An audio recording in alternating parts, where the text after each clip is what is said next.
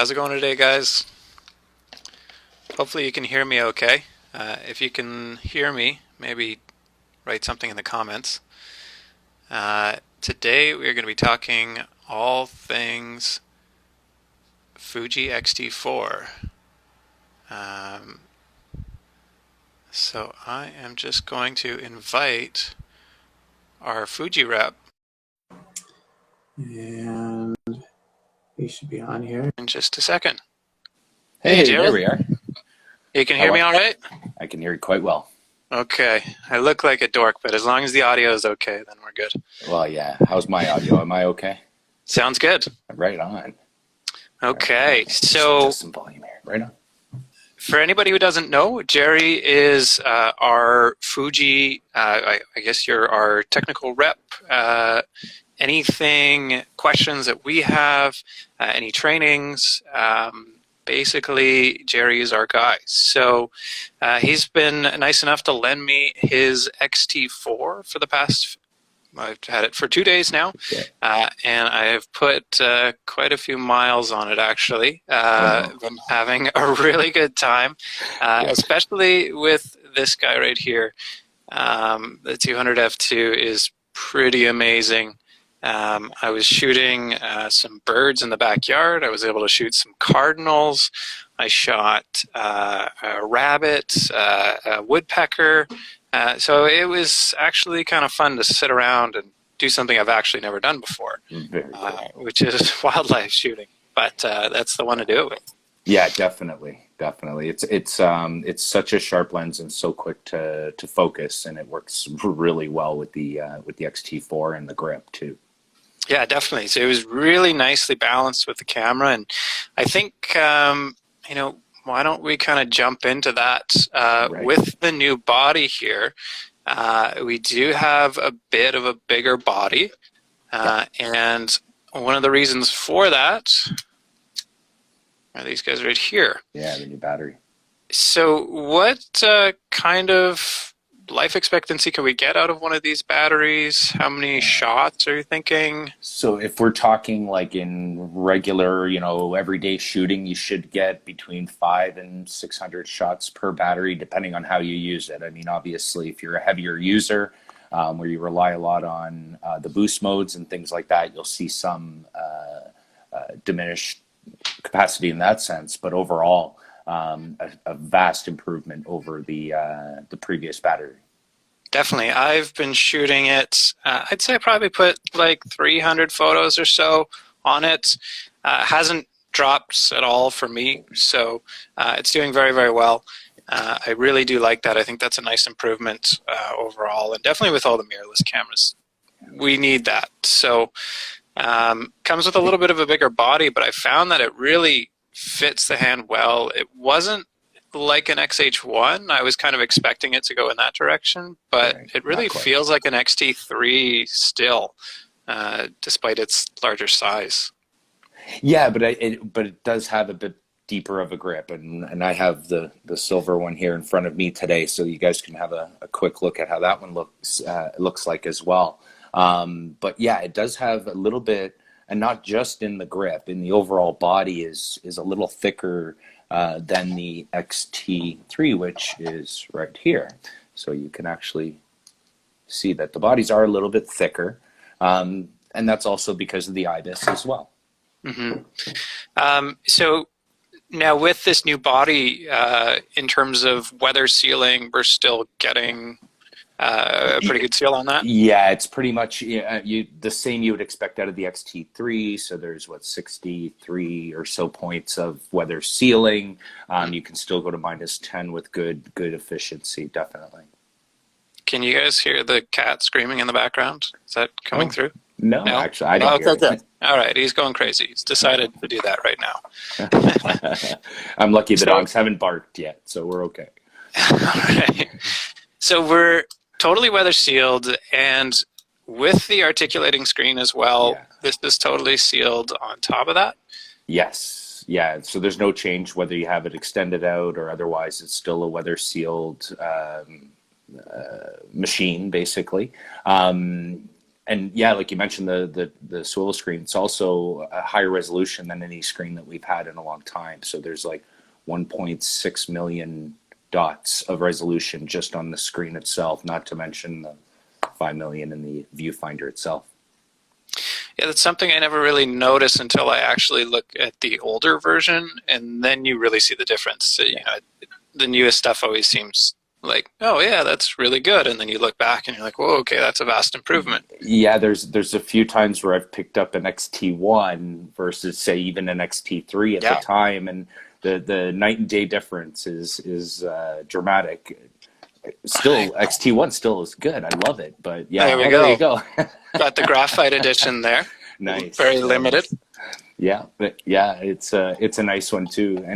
But I mean, that viewfinder was still very good for what it can do and still can do. I still like that camera. Yeah, definitely. I still have it for a reason. Yeah. And actually, just going back to the batteries, there's a new charger with this too, right? Yeah, so in the box, you won't get a charger. It's all USB-C charging, and it's very efficient and very quick. You'll get a mains plug to plug into the wall for the USB-C cable itself. But then there is an optional dual charger, and it's going to be much faster to charge both batteries at the same time. Plus, it'll have a little LCD display on, or LED display on it to show you the charge levels and the life of the battery as well. I think that's such a nice thing to have too, just having a dual battery charger. And the only other people that are doing it are Canon and Nikon, only at the highest end. You know, you're spending $8,000 on a camera to get a dual battery charger. So really nice to see. And if you get the grip, then if you're actually charging in the camera, you have all three batteries. So 2 in the grip, 1 in the camera itself. So you have 3 batteries in the camera, and all 3 will charge.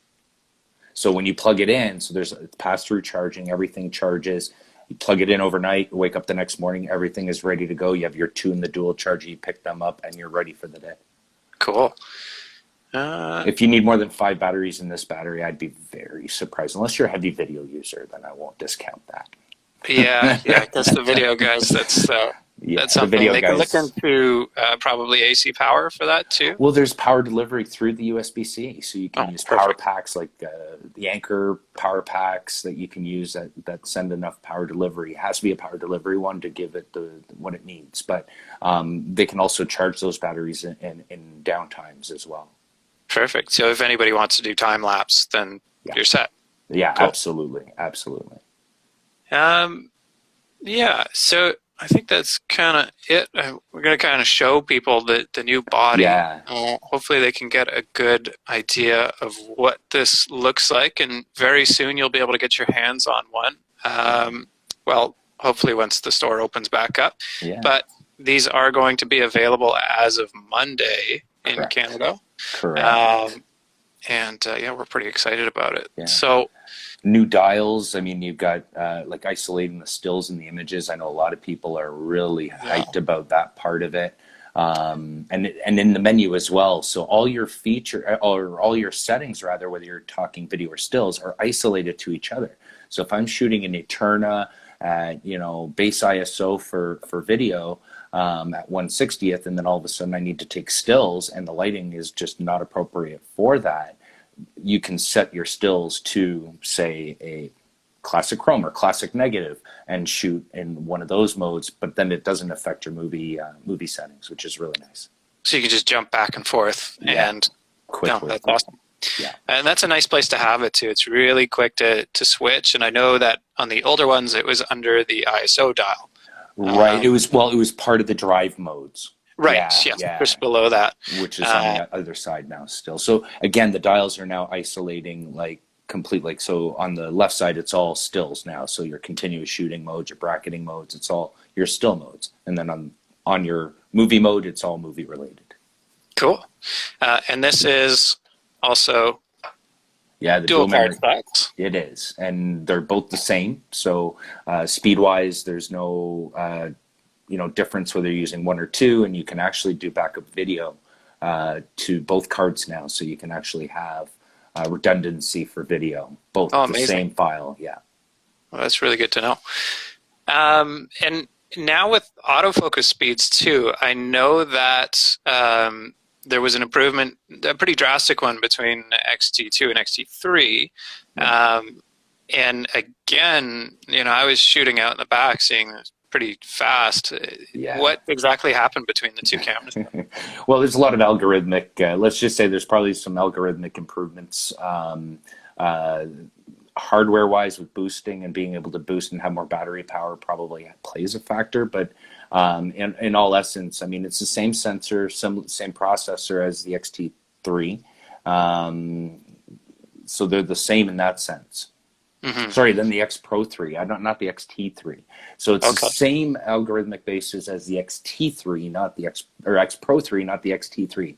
I'm totally getting my pros and my T's mixed up here. But it's the same as the Pro 3. So with the improved sensor and this improved processor, you're getting the same. The T3, having the older sensor, doesn't have as fast as a readout, so that plays a factor as well. Okay. And that goes to heat management as well. So having that new sensor and that new processor is really going to manage heat a lot better. So I know some people are concerned about, overheating while recording video with this particular camera and maybe managing heat. I would not have any worries or any hesitations to do long video recording using external recorders and things like that. Interesting. I thought maybe it'd be a good time to try to pick a question here from the ones that we were submitted. Go for it. And I got kind of the big one here to start with. Sure. It was regarding the IBIS system in the new X-T4. What lessons were learned from the XH1 and GFX 100 in implementing this system into an XT body? Well, I guess the best way I'll preface that first by saying I'm not one of the engineers that worked on it, so I don't have the what was going through their brains while they were doing it, right? So, but I think it was just a progression of improvement. I think that's a philosophy we've always held, is that we've continuously improved it to be able to make it smaller and more efficient in the body so that it would fit better into the plan was always to bring it to the XT line eventually, but we had to start somewhere and get it smaller and work on it. Our engineers are basically, they engineered it from scratch. They didn't license it. They didn't, they've actually designed this IBIS system, and it's really, really efficient. And with the new one,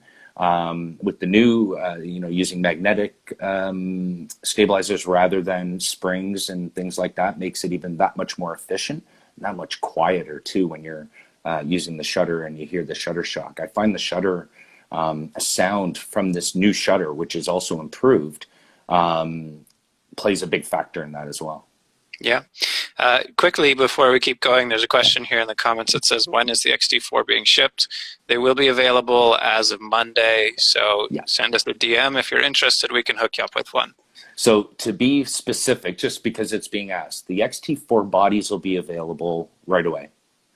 And about a week later, I think it's the 6th or something like that, like a little bit later, a few days later, rather the 16th or something, 5 days later, they'll be available for the silver body. So the black body is first, then the silver, then the kits are June.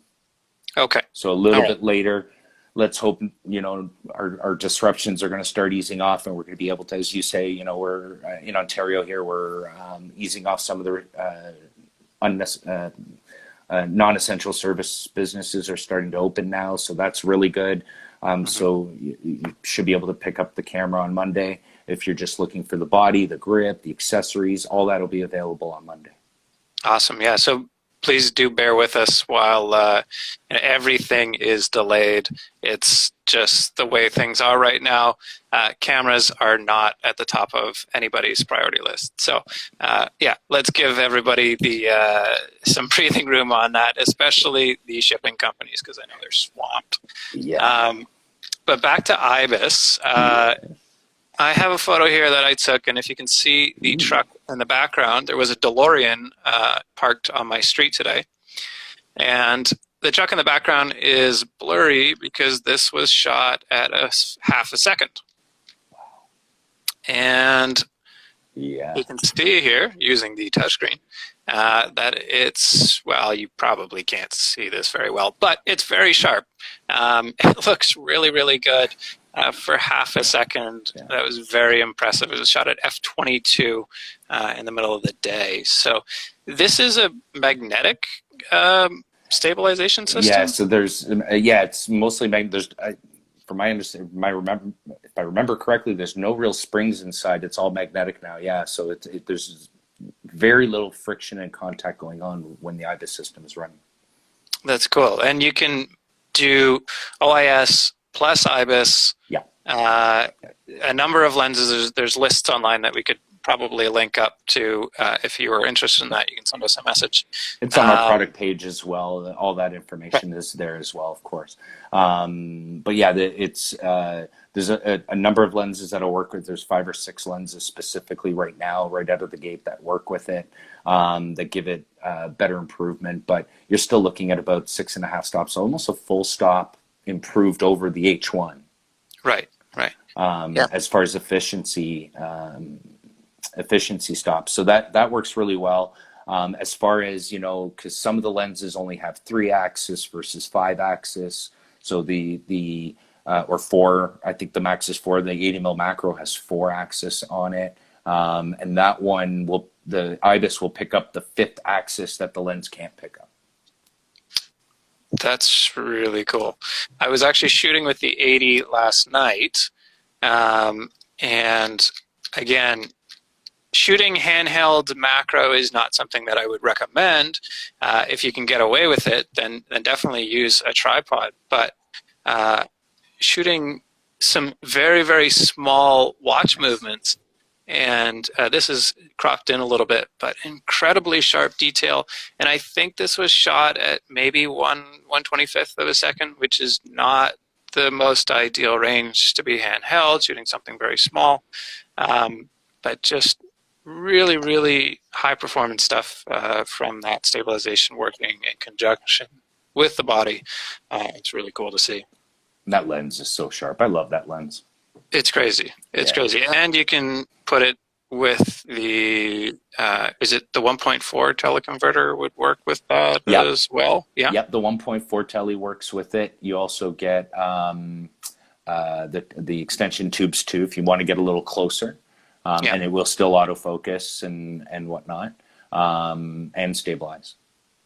And with the extension tubes, I thought I was casting a shadow at that point. So you're going to get really, really close with an extension tube.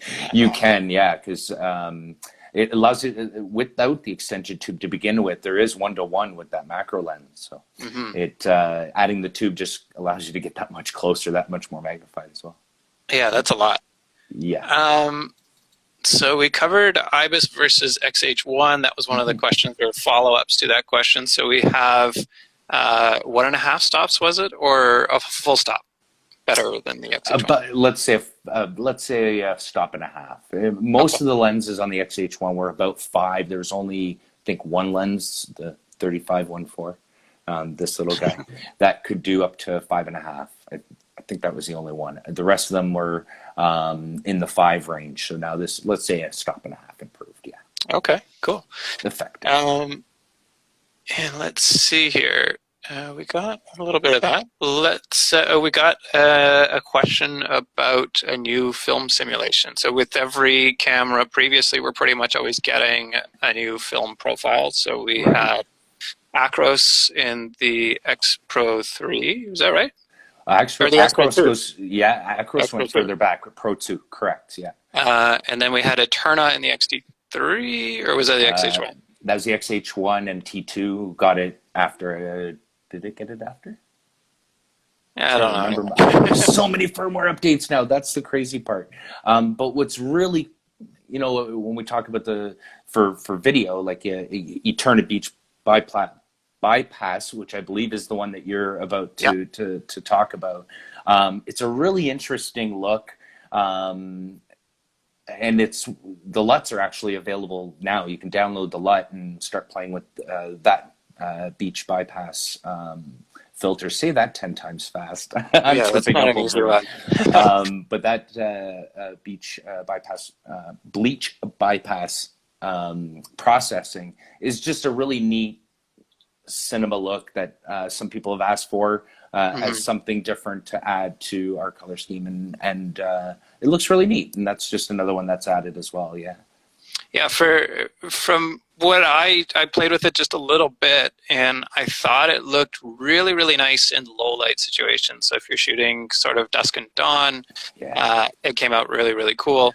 It really, like, sort of middle of the day, looked a little funny to me. I would probably stick the Eterna, but the bleach bypass at dawn and dusk was really, really nice. It's a they say it's a high contrast but low saturation. That's how it is, right? Because basically when it's processing the film, they're skipping that process, the bleach part of the processing the film back in cinema days. So that, if I understand it right, I'm no cinema expert by any chance, by any stretch of the imagination. So we're getting questions. Bleach bypass on X Pro 3. Yeah, we'd love to see. I'd love to see every single camera be able to support every single film sim, but unfortunately, there are some limitations on some of them. But hey, we'd love to see it too. Yeah, for sure. Yeah, I mean, you're in. If you've got an X Pro 3, you're probably in the best position to get it out of anybody. So you know, in the history that we've seen with Fuji, they support the cameras for a long time, and that's why we like them. We want you to keep those cameras for a long time. We want you to buy more lenses. Yeah, of course. I mean, I still got that X-T1, and I still use it all the time. So for sure. Let's see. There's also an in-camera editing feature. I didn't really use it a whole lot, but I know that a lot of people like to shoot JPEG. And so in-camera exactly RAW? can they do? Is that what you mean? And the in-camera RAW processing? Is that what you're referring to? Yeah. Oh, I love that. So for me, personally, I'll shoot raw JPEG just to get a quick JPEG if I want to share it on a quick shot on my phone through my friends, my family, things like that. What I really like is that if, say, for example, I've shot it and then I'm like, oh, wait, it would have looked better in a different film simulation, or I overexposed it a little bit, I can in camera bring that exposure down and still share something usable immediately, whether it be a client or family, friends, etc. So it's a really nice feature to be able to really reprocess your file while not, it's non-destructive. So your original raw file is still maintained. Everything is the same. Nothing has changed there. Even if you've played with the tone curves and the shadows and highlights, where on this one, actually, they've improved that too, where we've added half-step increments in your shadows and highlights for the tone curves now too. And it gives you a little bit of a visual representation when you adjust your tone curves.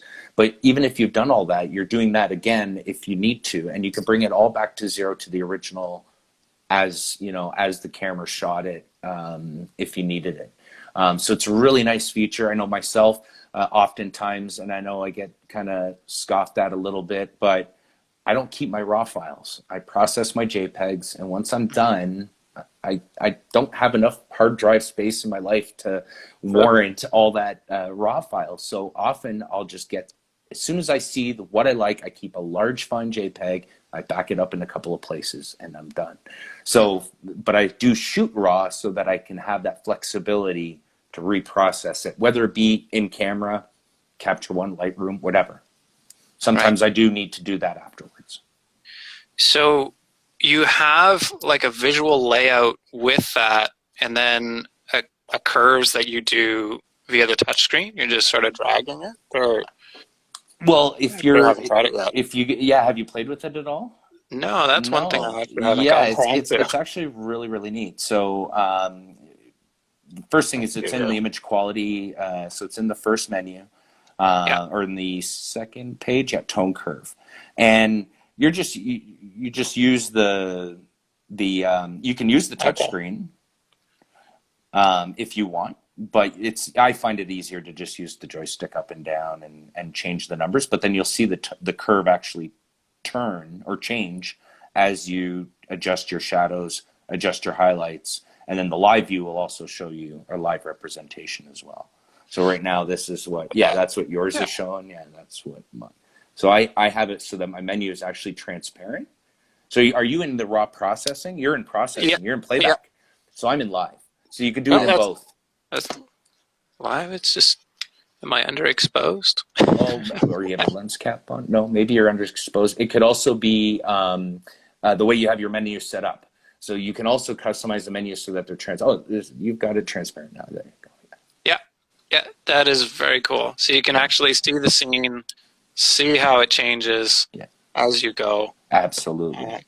What I was referring to, the transparent screen, is like the queue menu. So you can actually see right through the queue menu, even if you're in the queue menu. Ah, okay. Yeah, mine's definitely not set for that. But that is nice to know. That'd be easier to sort of adjust on the go. Yeah, so if I change my film simulation, for example, if I was to change it, I would see a live view of my film sim changing. That's really cool. So that's kind of nice. It's video. You can customize it again, like we were talking earlier. You can really customize this camera for your video needs, for your stills needs, and that way there's no mixing of the two. So for the video shooters, what kind of frame rates and resolutions can we expect from? Yeah, so 4K 60 DCI, so 17:9. That's in F-Log at 422 10-bit to the external recorders, 420 10-bit to the card. Now you can also go into high-speed shooting mode, so you have 1080p at 240 frames per second. Now the regular video, you have your 4K 60, and it just slowly, drops down in video quality as you would need. So if you need a 1080 rather than 4K, then you certainly could do that. And you have up to 400 megabits per second at 4K 30. Interesting. And there's different crop modes depending on your needs too. So digital image stabilization, for example, will have a slight crop, and you can actually set the camera so that all your crops are the same. So if you did need to use a high-speed crop because you're shooting in high-speed shooting and it cropped at a 1.25, even if you're shooting in 4K and you're shooting, so you can keep all your lens perspectives the same, so you could equalize your crops all the way across the board as well. Those are the added features for video. And we know that there are some lenses coming out, anamorphic lenses coming out that are going to be a little bit more accessible. Those we can de-squeeze through external recorders as well. So yeah, I understand the Ninja 5 has the de-squeeze options, but yeah, I mean we don't have it in camera yet. Okay. We know it's being asked for, but we don't have it in camera at this time. Yeah, so for anybody if you're shooting anamorphic, you should probably be using a monitor anyways. Yeah, I think so. Ninja's going to take care of that for you. Yeah, and the Ninja 5 on the last update did have de-squeeze. I think we were chatting about that, Yeah. Now, for anybody who wants to shoot in F-Log, and who never has shot in a log profile is going to be pretty hard to expose for it. Yeah, and I know you guys have got a little workaround for that in this one. The assist for the F-Log assist. Yeah, so the F-Log assist, basically what it's doing is it's showing you the BT709 color gamut, so that you have a more regular exposure when you're doing your exposures. Because when you're shooting in F-Log, you have like such a wide range of dynamic range. So you have to kind of understand, if you don't have waveforms, we don't have waveforms in our cameras, but yeah, the recorders do. They have waveforms as well. But if you don't have a waveform, this is going to help you, expose your shot right out of the camera right away. Yeah, definitely. That's something that I was really excited to see. I know when I just recently started shooting with some log profiles, and once I got onto the computer, they were pretty far off. So it's really nice to have, even watching the histogram, having that color representation is really, really helpful. Yeah, the zebra patterns help me a lot with a Yeah. lot of the videos that I've done, and I think going forward, I'm probably going to use the F-Log Assist because it's just that much easier. Yeah, you may as well, right? Now all I have to do is color grade my exposure. I can tell if my exposure is good right out of the camera. Yeah. Um, Now, I had one question here that that I know some people have talked about. I haven't seen a whole lot of issues with the raw files and Lightroom sort of playing. I've heard Admittedly, it's people. been an ongoing discussion about certain images that have certain effects in the high details. Okay. And so Adobe's always been working really hard at improving all aspects of their imaging. And I mean, they've been at this for a long time. So for those types of images, and they're few and far between, they're very specific type images that you would have that you may want to look at using their, what's it called again? I had it written down, Enhanced Details plugin. That was the plugin. I always forget the name of the plugin, but it's the Enhanced Details plugin. And this plugin is designed for larger printing, where detail is extremely important. So whether it's our files or anybody else's files for that matter, this is the plugin that they would recommend to use in those situations. But there's lots of options out there. Capture One is free for the Fujifilm Express version of it. It does a fantastic job whether you're shooting with X series or with GFX. So there's a lot of, and they both support our film simulations as well. So it also depends on which version of Lightroom you might be running on as well, if you're on the most current version. But if you have specific files that you need to improve the image quality, the best way would be to use that Enhanced Details plugin through Lightroom, and then process again. And I think most of us at the shop have kind of gravitated towards Capture One lately. We all really like the workflow in that, and the raw editing. No matter what brand of camera you're using, it is really, really good. So I highly recommend anybody just try it and compare the two. If you find that your Lightroom isn't doing it for you, there's a lot of options out there. And if you're a Fuji shooter, it's free.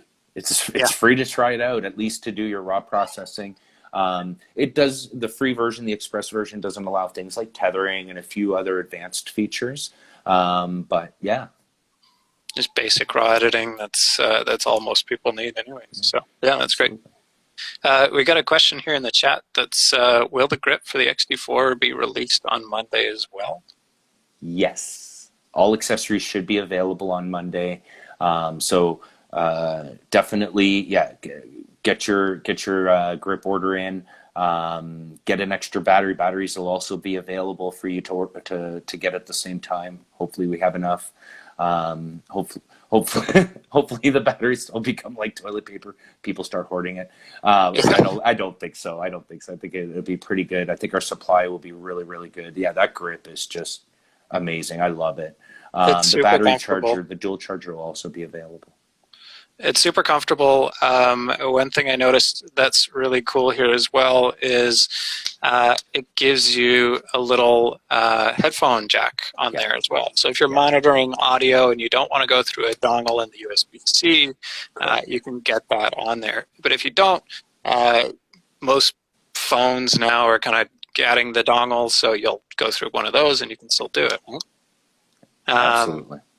Yeah, the grip, ergonomically, it's super, super nice. It does add a little bit on the existing grip, which I like. Makes it a little bit easier to balance, and with the big lenses, always nice and welcome to have. Yeah, with the bigger, that's where I really use it. Like if I'm walking around with the 35-1.4, the grip is not necessarily on my camera, and just having this extra grip is good enough for me. But I have kind of a wide hand, so my finger kind of slips every now and then. So sometimes I'll even just put the grip on regardless, just to have a more ergonomic and comfortable feel to it, for sure. And I got a question for you that I just kind of thought of right now is, I know that there have been a lot of Arca Swiss style plates that you guys have done in the past with the metal hand grips. The X-T1 had it, the X-T2, X Pro 2, even X100 had a metal plate and stuff like that. There won't be on this one. No. Okay. We're going to leave the experts in the third party to handle those, because the choices that they have available are just fantastic. But yeah, I don't believe there'll be any metal hand plates. I haven't seen any anyways. Okay. And one of the reasons I really liked it with the predecessors was just because the grip was just it usually adds a little bit more, but with the added size of this one, you might not find yourself needing it. Okay, let's see what other questions we got here. 4K, Lightroom, we got to that.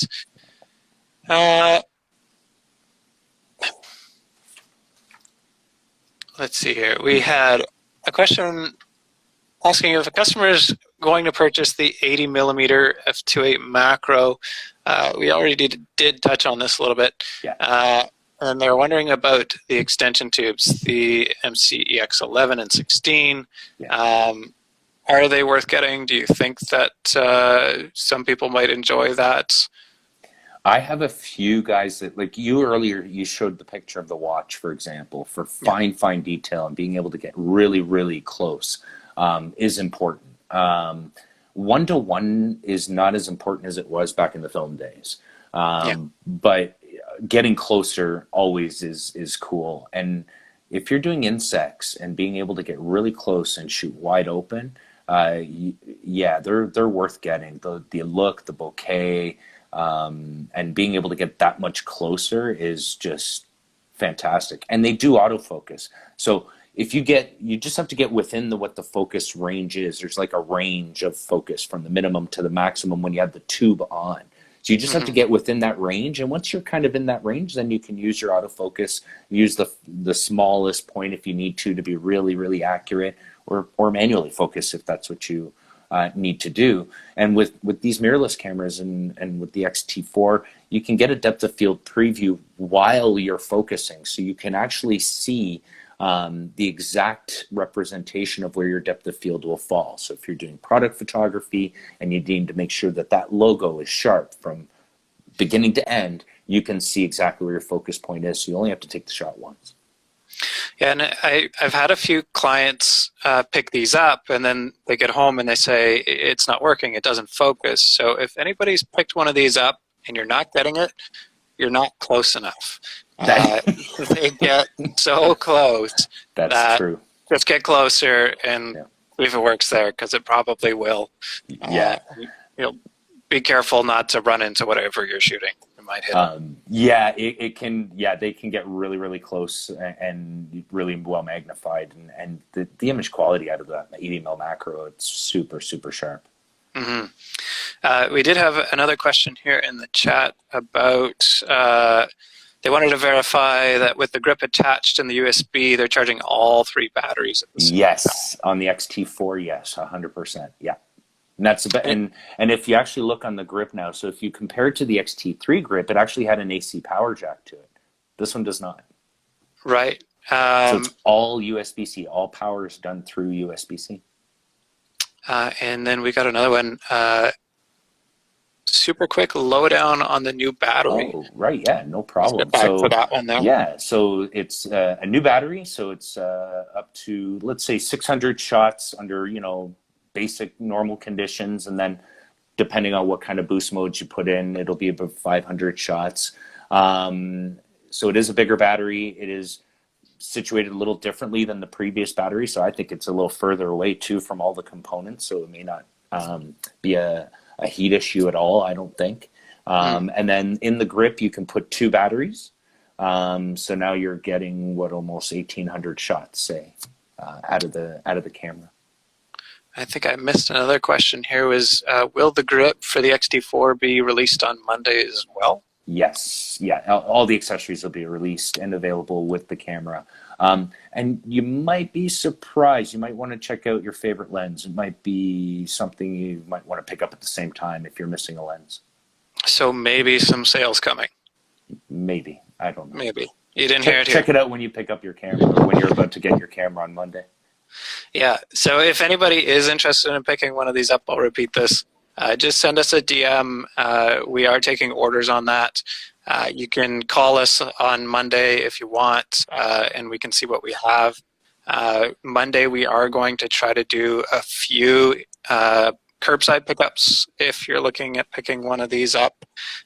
We're not quite ready to get everything going with curbside, so give us a call or send us a DM. We'll try to figure it out for you. We'll try to set you up with this as soon as we can. I can only imagine the challenges that the downtown stores have to go through for these, and not just camera stores, just stores in general, trying to conduct business again next week. It's going to be fun. Yeah, it's a really interesting thing that we're kind of experiencing. I know I've been working from home. I've been one of the lucky ones that's able to do that. Yeah, you and me both.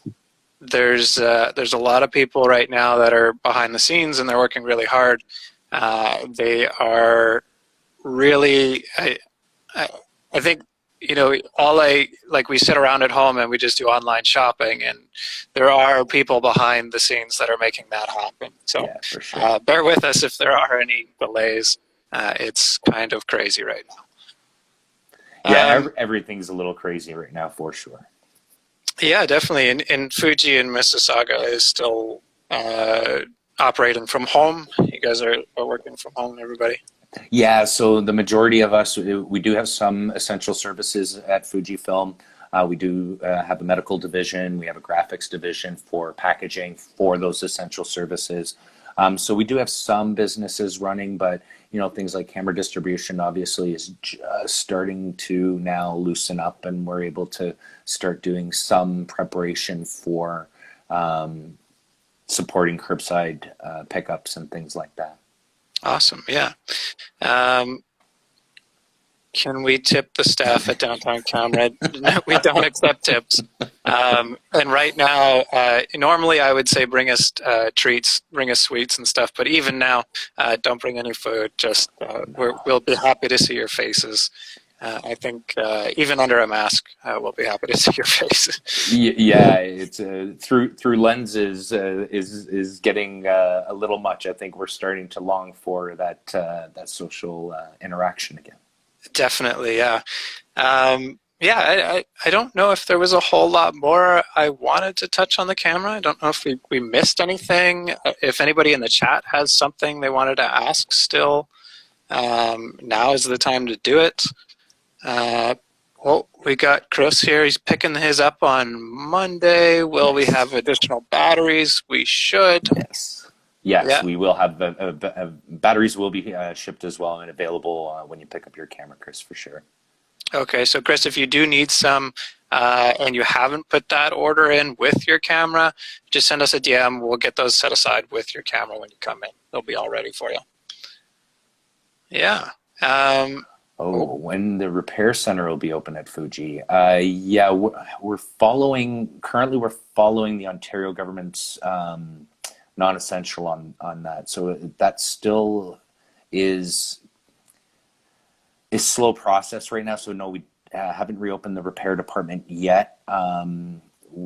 Stay tuned. Keep in touch. We'll let you know as soon as we can open up that service. If there's anything that you need assistance with, reach out to Downtown or to myself, and we'll see what we can do to help you. Yeah, we can always facilitate repairs as soon as things are back up and running. Yeah. No rush. Okay. No rush. Good. Yeah, just let us know. I guess not. There's not a lot of other than photographers taking pictures of empty spaces now and animals infiltrating urban environments. We're not getting a whole lot of actual work done. Unfortunately, a lot of photographers have had to shut things down. Yeah. It's nice to see people get creative, but again, do that responsibly. Don't feed the foxes down on King Street that I've heard. Yeah. Respect that they've done that, but just let them be. Let them be. For sure. And we got. Can you get third-party lenses for the X-T4? There are third-party lenses. I don't really, I know at the shop we don't really carry a whole lot. We get a few used here and there. But if there isn't something in the lineup already, I mean, there aren't many gaps left for lenses. Like, actually, that reminds me, there's a roadmap for Fuji. Yeah. So we have an idea of what's coming. Yeah, right now the 50 millimeter f1 is the next one on the roadmap that's been made public. Okay. Yeah, so there is. So that one is. It was originally supposed to be a 35 f1, but they had to redesign it due to size and cost reasons. So it's going to be a 50 millimeter f1. So that will be f1. Yeah,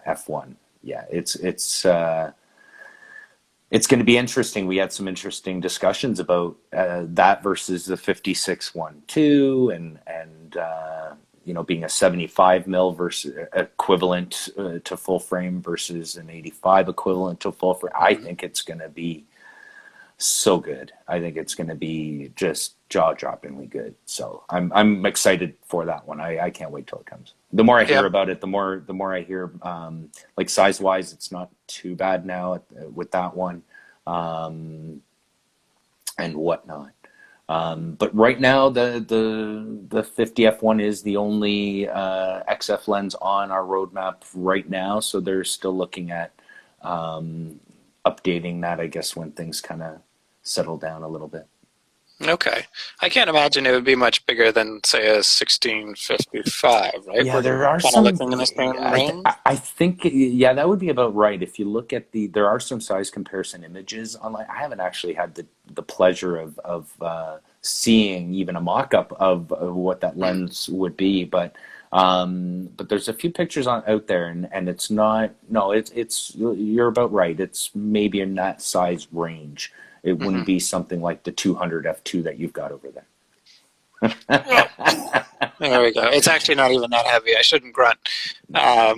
This is the 35 f1 mock-up images that they had. I think it was the Fuji Summit in Dubai. They had some pictures of it, and it had a tripod collar for a 35 millimeter focal length. So that's why I think that's why they decided to go to a 50 mil to get the size down.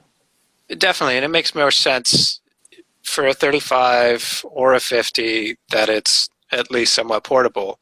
I'd imagine it's going to be mostly wedding shooters, portrait shooters. 100%. And you're going to be probably putting a lot of miles on it. So. And it's an F1 that will autofocus. Yeah. That's rare. Yeah. And for anybody who's wondering, I'm not a physicist, but that's as right as your eyes see. Is that right? F1 is. I believe that's how the math works. Yes, it's so one is what your eye sees. Yeah. Sort of at night, this lens can see it, and that's going to be pretty darn cool. GFX. Oh, GFX question. Yeah. So, anything new? Any exciting news coming for the GFX line? Well, I think there's a 30 mil lens on that roadmap, but yeah.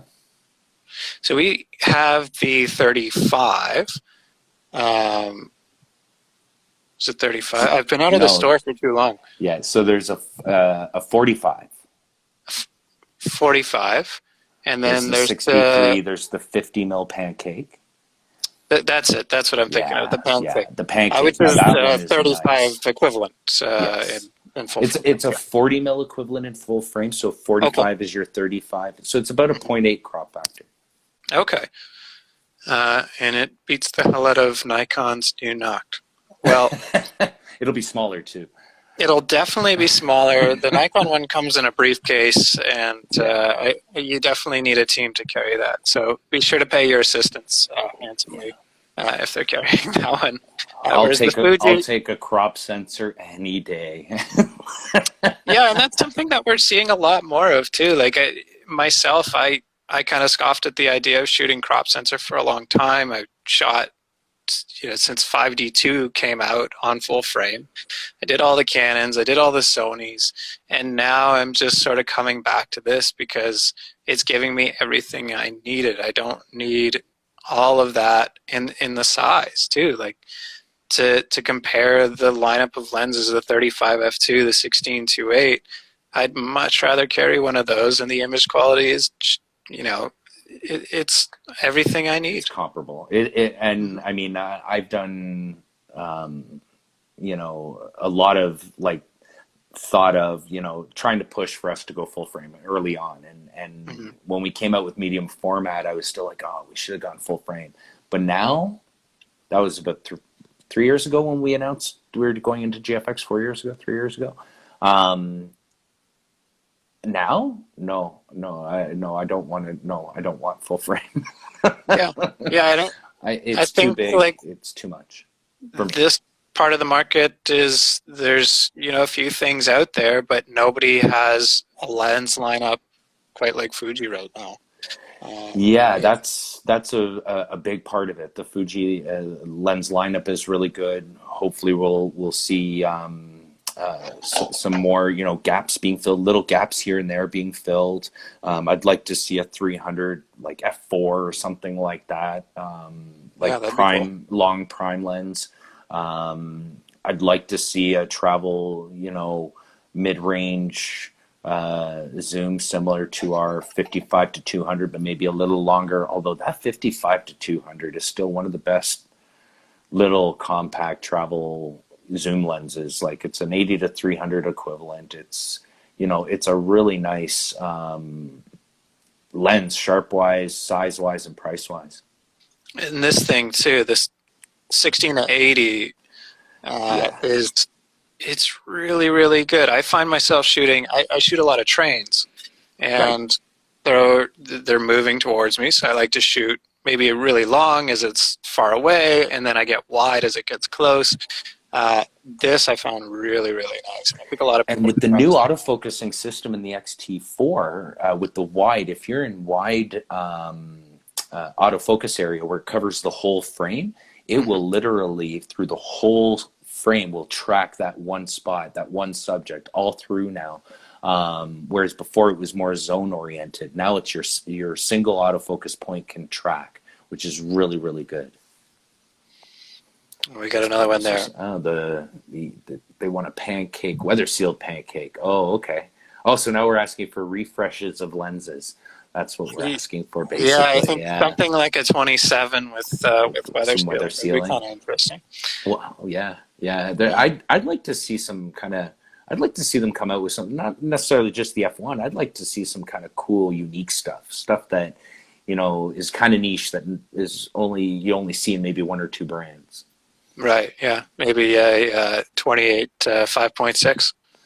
Sure, just something odd, it's just, but something that usable, something that people would enjoy. But I don't know, I get a lot of feedback where people ask me for tilt shifts, or mainly on GFX, but I tell you can adapt and do that. But I'd really like to see something really cool and unique. I don't know, something special that just knocks everybody away. And I know the designers could do something. I know they could. Yeah, that's one of the things we see with Fuji shooters too, is they like the character, and it's all about character now. I don't think anybody has come up with a better way to describe it than just this sort of ominous character look. So if those lenses keep coming, that's kind of what people are looking for these days too.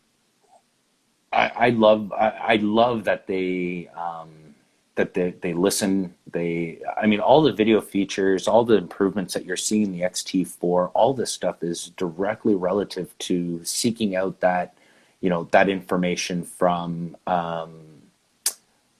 users, not just somebody's dream of what they think should be. This is, hey, I'm in the field. This is what I need. This is what I do. This is all I do. And it has to be this way, or this is what my ideal situation would be, and to take that back and to feed that into the design of the cameras has been really impressive. Yeah, it shows, right? These are really fun cameras to use, and for anybody who's been shooting for a long time, there's work cameras and there's fun cameras, and now we have cameras that do both. You don't have to choose anymore. So yeah, absolutely. For me, the fun camera for me is the X100V. That's my fun. Go out, walk around, interact with people, and because it makes it so much easier to interact using.